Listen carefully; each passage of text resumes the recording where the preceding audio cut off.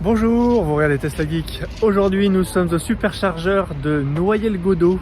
1V3, on s'est donné rendez-vous avec la team Hauts-de-France pour un départ groupé direction le TOD, le Tesla Honor Day. Il s'agit du rassemblement annuel national du groupe officiel du Tesla Honor Club, qui est le seul groupe de propriétaires reconnus officiellement par la marque. Ça se déroule à Savigny-les-Beaunes, dans un château où il y a un musée, tout ça. Vous verrez, je ferai une vidéo. Aujourd'hui, je me suis dit, comme on est groupé, qu'on part du même endroit, qu'on va tous au même endroit, qu'on a des voitures différentes, pourquoi pas ne pas faire un relevé des consommations afin de voir quelle est la différence de consommation entre, par exemple, une propulsion, une long range, une performance.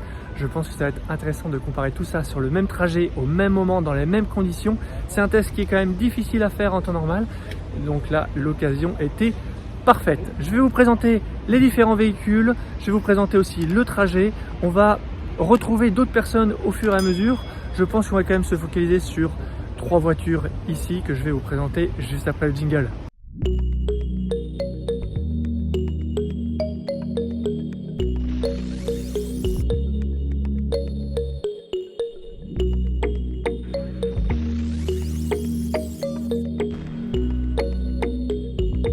La première concurrente, c'est évidemment ma Tesla Model 3 grande autonomie dual motor de 2023 que je vous ai déjà présenté. Elle a une autonomie annoncée en WLTP de 626 km de mémoire, quelque chose comme ça. J'ai fait un périple cet été de 4150 km que je vous ai raconté dans une vidéo. Vous avez vu la conso sur autoroute que j'ai eue. Après, il faut reconnaître que sur le trajet vacances, il y a quand même eu des bouchons, des ralentissements, des travaux. Donc finalement, la vitesse moyenne, elle est plus basse que 130 ou les 120 qui étaient autorisés sur certains pays. Mais ça reste quand même des super consos. J'ai hâte de voir ce que ça va donner aujourd'hui. Et je suis chaussé en jante 18 pouces avec les enjoliveurs imitation Uber Turbine qui sont juste là, dont je vous mettrai le lien en description si vous voulez. La deuxième concurrente, c'est la voiture de Tonton Xav. Il s'agit d'une Model 3 Performance 2023 avec un superbe covering silver. On avait fait la vidéo de présentation de son super projet, une voiture qui envoie du bois.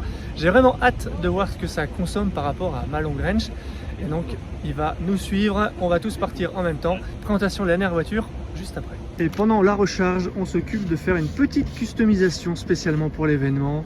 Un petit badge avec un numéro, avec l'année, un petit surnom, ça va être très sympa. La dernière concurrente de ce test de conso, c'est la Model 3 Propulsion 2023 d'Uber, un petit peu personnalisée comme vous le voyez avec le logo noir ici. On voit que c'est une propulsion parce qu'ici on n'a pas d'anti-brouillard, on a les caches noires. Ça devrait être la voiture des 3 qui consomme le moins, on verra si ça se vérifie.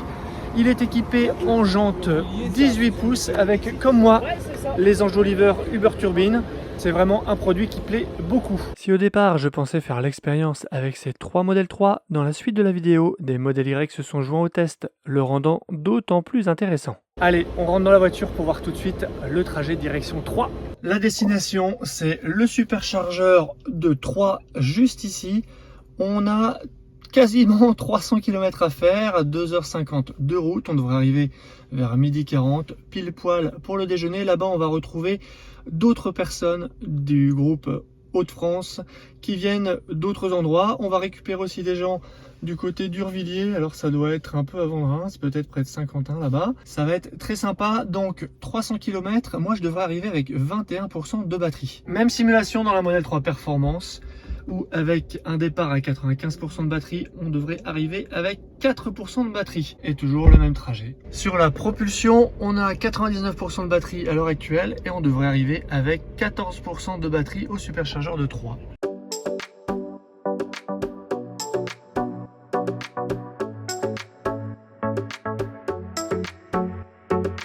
Eh bien, nous voilà arrivés au superchargeur de 3 après 302 km parcourus. Un peu plus que ce qui était prévu parce qu'on a fait une petite escale par l'aire de Urvilliers pour aller récupérer d'autres participants au Tesla Honor Day qui ont rejoint le convoi. Donc on a fait, voilà, 3 km de plus. Ma conso sur ces 302 km, 166 Wh par kilomètre, 50 kWh consommés. Et ben voilà, c'est vraiment une bonne conso. Regardez tout de suite ce qu'on a sur ce graphe. On voit que je suis arrivé avec 27,4% de batterie. C'est un petit peu plus que ce qui était prévu. On a beaucoup de zones vertes quand même. J'étais parti avec 95% de batterie. Ça fait donc 68% consommé, ce qui est vraiment pas mal. On va aller voir tout de suite les autres pour voir ce qu'ils ont consommé. Nous voilà dans la propulsion 2023 d'Uber. Il est arrivé avec 19% de batterie.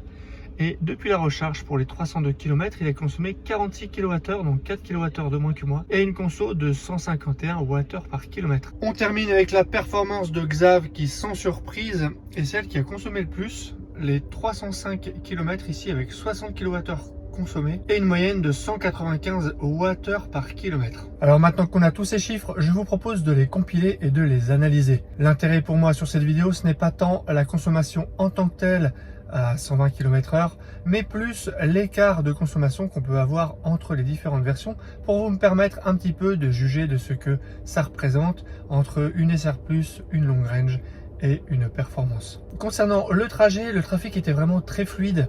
On a mis une limite au régulateur à 120 km/h, donc on a vraiment roulé à 120 tout du long sur ces 300 km. Au départ, on voulait rouler à 130, mais dans le convoi, on avait une SR+ 2021 avec la petite batterie, et même si elle était chargée à presque au-dessus de 95%, et ben elle est arrivée avec zéro, elle a dû ralentir à la fin, et comme on voulait rouler tous ensemble, on s'est mis à 120 dès le début, histoire de ne pas avoir à s'arrêter avec elle, de faire un arrêt. En tout cas, cette stratégie a marché, et à 120, vous avez les consos en conditions réelles. Même trajet, en même temps, au régulateur à 120 km/h, sans se suivre de trop près, les conditions sont idéales pour comparer les consommations. Sans surprise, la Model 3 Propulsion est la plus efficiente. Elle a consommé 80% de sa batterie pour réaliser ses 300 km, ce qui fait 375 km avec une batterie complète. Ma Long Range 2023 affiche une conso 10% supérieure à celle de la Propulsion, sans doute à cause du poids de son moteur avant, vu qu'elles ont le même moteur arrière.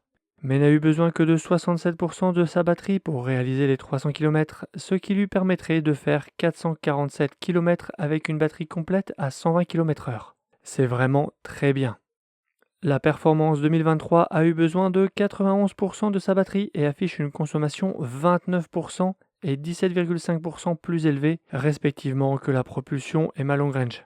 Elle est fortement pénalisée par ses jantes de 20 pouces et ses pneumatiques. Après une pause déjeuner et une recharge au superchargeur de 3, nous avons repris la route direction Beaune, mais cette fois-ci au régulateur à 130 km/h vu que nous n'avions que 220 km à parcourir. Nous voilà arrivés au superchargeur de Beaune, on a fait le deuxième tronçon, on a roulé 220 km à 130 km/h. On a eu une toute petite zone de travaux au début, et après ça a vraiment bien déroulé. Un peu de trafic, quelques camions qui ont doublé, mais dans l'ensemble ça allait. J'ai consommé 37 kWh et une moyenne de 169 Wh au kilomètre à 130. Je trouve que c'est vraiment pas mal. On va aller voir les autres, combien ils ont consommé. Modèle Y Long Range 2022, on a une conso de 187 Wh par km. Propulsion 2021, on a 166 Wh par km. Et la conso de la propulsion 2023 d'Uber, 166 Wh par km. À 130, sans surprise, la conso augmente, mais l'écart se resserre. Propulsion 2021 et 2023 affichent la même conso. Elles n'ont pourtant pas le même moteur ni la même batterie.